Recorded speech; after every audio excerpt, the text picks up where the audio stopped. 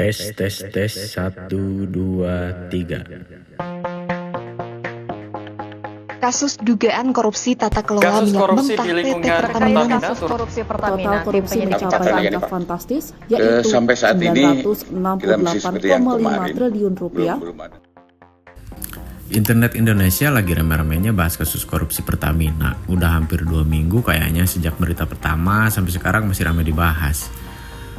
Gue termasuk orang yang mantengin perkembangan kasus ini. Selain karena kesel pastinya, seru juga sih mentingin kasus ini ngelihat publik rame berdebat, komen, terus rame-rame bahas isu ini baik di dunia maya maupun dunia nyata.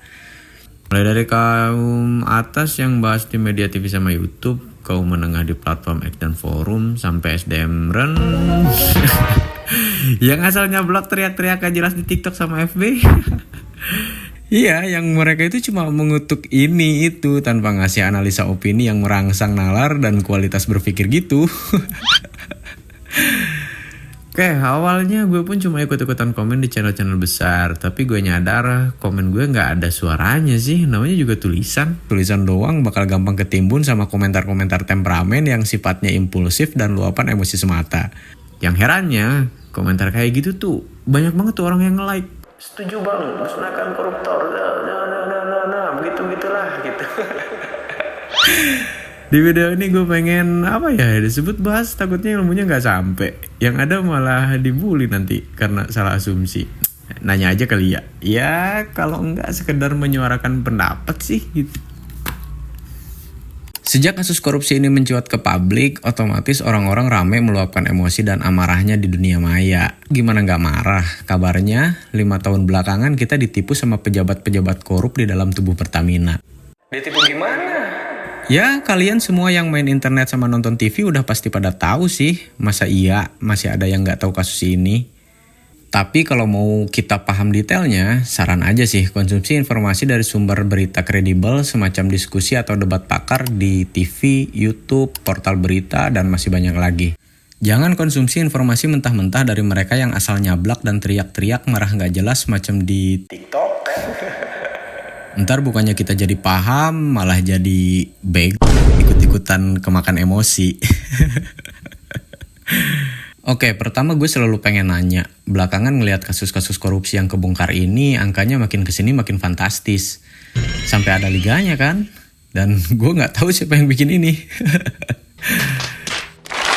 Gue selalu nanya, apa iya koruptor ini butuh duit sampai angkanya triliunan begitu? Kayak kasus korupsi Pertamina inilah, kan katanya korupsi dilakukan di periode tahun 2018 sampai tahun 2023. Angkanya hampir 1.000 triliun. Tersangkanya yang ketangkep sejauh ini ada 9 orang. Terus kalau emang benar tersangkanya cuma 9 orang, itu 1.000 triliun lu bagi 9, satu orang dapatnya 100 triliun lebih. Simpelnya gitu gak sih hitungannya? Nah sekarang gue coba berlogika memposisikan diri sebagai koruptor ini. Terus gue bikin wishlist dan gue coba realisasikan dalam imajinasi dengan duit hasil korup itu. Semisal beli mobil-mobil impian yang harganya miliaran, terus bangun rumah macam artis-artis Hollywood di luar sana, terus buat menuhin gaya hidup hedon, belanja mewah, jalan-jalan ke luar negeri, atau apalah itu yang orang pasti mikir sama ketika punya duit banyak gitu. Tapi kan gak mungkin juga, namanya pejabat negara, otomatis harta kekayaan mesti dilapor tiap tahun. Lo punya mobil mewah, lo punya rumah megah, lo punya harta, itu wajib terlapor di LHKPN. Lo mau hedon juga nggak bisa, pamer apalagi. Yang udah-udah juga kasus korupsi banyak yang kebongkar gara-gara kalau nggak bininya yang flexing gaya hedon, ya paling anaknya yang berulah. Terus kan bego aja jadinya kalau akhirnya korupsi gue kebongkar gara-gara hal bodoh yang dilakuin koruptor atau keluarga koruptor sebelumnya. Ya walaupun memang faktanya belum ada hukuman yang bikin jerak koruptor dan keluarganya sampai saat ini. Makanya ini kasus korupsi kagak habis-habis di negeri tercinta ini. Dan keluarganya masih enjoy aja tuh menikmati hidup dari duit korup. Terus buat apa dong gue korupsi? Orang gak bisa ngapa-ngapain juga? Orang dipaksa tampil dan terlihat biasa-biasa aja? Atau mau adu gengsi kekayaan? Terus sama siapa? Sama masyarakat umum jelas kagak bisa. Yang ada lu jadi sorotan media. Sama rekan atau kolega? Lah, kan korupnya juga bareng-bareng. Mau adu pamer sama mereka. Konyol jatuhnya. Atau cuma buat momen buka bersama sama lebaran kayak sekarang ini doang. Lu pamer kejayaan sama kesuksesan di depan teman sama keluarga dan tetangga di kampung. Yaelah, kemahalan gila. Nggak akan habis juga itu duit.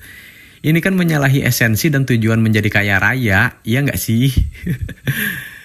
Jadi pertanyaannya, duitnya buat apa? Buat kehidupan pribadi? Yakin? Gue sih enggak, sebanyak itu loh. Kalau buat pribadi kayaknya nih 1 triliun juga dengan aturan hidup yang serba terbatas karena lo pejabat publik, itu nggak akan habis sampai anak cucu lo. Nah, pertanyaan kayak gini sering gue lempar di channel-channel besar sebelumnya. Kalau gue pribadi lebih kepengen tahu aja sih siapa dan seberapa banyak sebenarnya orang yang bisa ngotak-ngatik negara ini. Intinya biar kebongkar gitu. Terus semua rakyat tahu dan biarkan akhirnya hukum alam saja yang bekerja gitu. Ya walaupun hampir mustahil terjadi kayaknya. Akhirnya gue cuma bisa menggerutu kan. Mentoknya komentar doang dengan harapan ketika ngelempar pertanyaan itu ada yang notice seperti orang-orang yang punya akses misal wartawan, influencer, atau penguasa buat ngebongkar itu semua. Karena selama ini dalam hal pengungkapan kasus korupsi, gue ngerasa kayak selalu stop sampai tersangka utamanya dihukum aja. Udah, yang gue pikir sebenarnya dia ini cuma ditumbalin sih. Ini pernyataan yang cukup menarik dari Pak Sudirman Said. Bahwa tidak mungkin mereka otonom, tidak mungkin mereka berdiri sendiri. Ada kekuatan lain di atas. Sepanjang yang kita kenali watak korupsi di Indonesia itu selalu dilakukan secara berjamaah. Hampir nggak bisa ditemukan orang yang melakukan korupsi itu tindakan diri sendiri dan untuk kepentingan diri sendiri itu. Nah yang kedua, kalau kita lacak lagi dari soal uangnya ya, 1.000 triliun. Kita potong aja 1.000 triliun itu di 9 orang ini gitu. Artinya setiap orang tuh mendapatkan 110 triliun kan, kurang lebih. Sebab 110 triliun 5 tahun itu buat dirinya. Mau buat apa bagi dirinya itu menurut saya? Kita nggak lihat aja punya perusahaan besar-besar, nggak punya apa-apa. Kesel bro, di tengah kondisi lo ngerasa nggak sih nyari duit makin susah? Nyari kerjaan makin susah, ekonomi kayak hancur gitu. Sementara banyak hal yang harus lo penuhin, atau impian yang ngebebanin pikiran yang makin sulit tercapai. Atau justru kondisi lo yang lagi jatuh dan di bawah, terus lo lihat kesenjangan sosial makin nyata. Kayak jadinya lo cuma bisa nyalahin dunia. Kenapa dunia ini nggak adil gitu? Jadi buat kalian yang nonton video ini, gue harap dalam menyikapi apapun isu negatif di Konoha ini, terutama kasus korupsi, kalian selalu punya sifat ingin tahu lebih gitu. Semisal nyari tahu jaringan korupsi ini kemana dan ke siapa aja. Atau kalau perlu lo nyari tahu keluarganya siapa aja nih. Jangan biarin mereka menyiksa jiwa-jiwa kemiskinan Anda gitu loh. Dengan memamerkan kekayaan dari hasil korupsi suaminya atau bapaknya. Gue tuh kalau ngelihat orang-orang miskin yang nyembah-nyembah terus memuja-muji orang berduit di Konoha ini kayak terlalu berlebihan gitu. Kenapa sih orang harus memposisikan diri lebih rendah daripada orang yang duitnya dianggap lebih banyak? Ya mending kalau orang kaya yang lo puji duitnya halal. Kalau ternyata kayak mereka. Miskin juga harus punya harga diri bro. Jangan mengubur martabat dan menggadai kehormatan kayak ani-ani. Masya Allah, tabarakallah. Aduh, tapi ya come on lah, maksud gue udah stop budaya kuno itu. Kita yang masih miskin jangan menghinakan diri. Harusnya kita usaha jadi orang kaya nih, biar di Konoha ini gak ada lagi orang miskin gitu. Ya minimal gak ada lagi lah orang-orang yang mentalnya miskin. Oke, yang kedua, gue pribadi menyoroti orang-orang yang akhirnya beralih beli BBM ke SPBU swasta. Yang notabene itu SPBU asing yang bukan swasta dalam negeri juga. Gue gak bisa ngejudge ini salah atau benar, ini fenomena memang kayaknya sebab akibat aja gitu. Alami terjadi dengan sendirinya, namanya orang ditipu mana ada yang gak marah sama kecewa. Kita semua sepakat kok, yang salah dan membawa akibat buruk pada negara di kasus ini jelas adalah mereka para mafia dan koruptor migas. Tapi yang jadi pikiran gue, gimana kalau akhirnya uang yang kita belanjakan ke SPBU merek asing itu malah nantinya keluar gitu aja dari negara ini.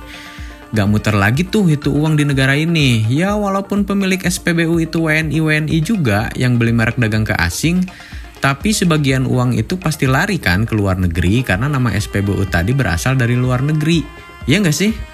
Kalau asumsi gue keliru tolong dikoreksi ya, dan kasih pencerahan yang jelas biar kita semua dapat ilmu. Kalau cuma dihujat yang ada gue cuma dapat emosi doang. Nah, gue tuh takut gitu kalau duit yang lari ke luar negeri itu nasibnya kayak duit-duit korban judi online. Udah nggak akan balik lagi ke negara kita. Emang tolol sih ini orang-orang yang main judi online. Definisi kecanduan ditipu dengan sukarela. Ditegur bilangnya ngerugiin tetangga. Lu nyusahin keluarga, ngerugiin negara, pinter, nyusahin banyak orang jadinya. Oke, balik lagi ke kasus korupsi Pertamina. Jujur gue takut bro, gue takut perekonomian negara kita tercinta ini makin sulit. Lihat aja sekarang, banyak perusahaan bangkrut, PHK juga di mana-mana. Tapi intinya gue takut hidup miskin sampai tua sih. Makin minim kayaknya kepercayaan publik dengan apapun yang berasal dari negara. Kayak isu rame-rame orang narik duit dari bank BUMN, isu Danantara di tengah salah satu BUMN terbesar lagi kena kasus. Emang bakalan ada orang yang mau naruh investasi ke tempat yang dicurigai sarang koruptor. Belum lagi gegara si Gibran kemarin tuh. Bukan Gibran yang ini. Yang bikin kepercayaan investor asing hilang di negara ini. Tapi yang pertama juga emang ngurangin kepercayaan Anda kan? Belum lagi misalkan nanti ada kasus-kasus korupsi baru yang terbongkar di tubuh BUMN lain. Seperti listrik, telekomunikasi, energi, dan lainnya yang nyatanya BUMN ini tuh di Konoha ini udah kayak pemain tunggal. Kayaknya belum ada deh swasta dalam negeri yang minimal kemampuannya setara dengan 50% dari kemampuan BUMN tersebut. Khawatirnya kalau kepercayaan publik semakin tergerus di tengah upaya menaikkan kualitas SDM Konoha yang semakin terpuruk gara-gara ulah. Nanti alternatifnya lari lagi ke asing, kan repot. Udah mah gampang banget kita ini dipancing emosinya dan digiring sana sini. Kita pikirin gimana jadinya kalau duit yang kita belanjain ke asing itu nggak balik lagi ke kita. Terus kita nanggung beban hutang negara yang makin gede, perekonomian dan rangsangannya yang lesu, apa-apa dipajakin, apa-apa dipalakin. Mas hamba ya Tuhan dengan masa depan di negeri ini. So, buat kalian, ayo kita pikirin sesuatu atau bertindak untuk menyelamatkan banyak orang di tengah kasus korupsi Pertamina ini. Gue juga belum tahu sih caranya buat sekarang. Cuma gue harap kita semua udah mulai berpikir dari sekarang. Gue pribadi sesimpel tetap beli produk Pertamina dengan upgrade ke RON yang lebih tinggi. Anjir, pakai ada berita ini lagi. Gue sepakat, wajar kok kita kecewa dan marah. Silahkan puasin dan luapkan emosi itu semua. Tapi gue harap kita semua segera sadar dan bangkit. Kita semua segera nyari solusi buat selamatin negara ini. Kalau kita semua harus berdarah-darah memerangi apa yang terjadi sekarang, at least harapannya kita mewariskan negeri yang damai bagi generasi penerus kita yang belum tentu mereka sekuat dan setangguh kita sekarang ini. Udahlah, cukup sekian video gue kali ini. Kita sambung lagi di video berikutnya. Kalau gue ada salah dan kurang, tolong dikoreksi dan dilengkapi di kolom komentar. Jangan lupa like dan subscribe. Thank you.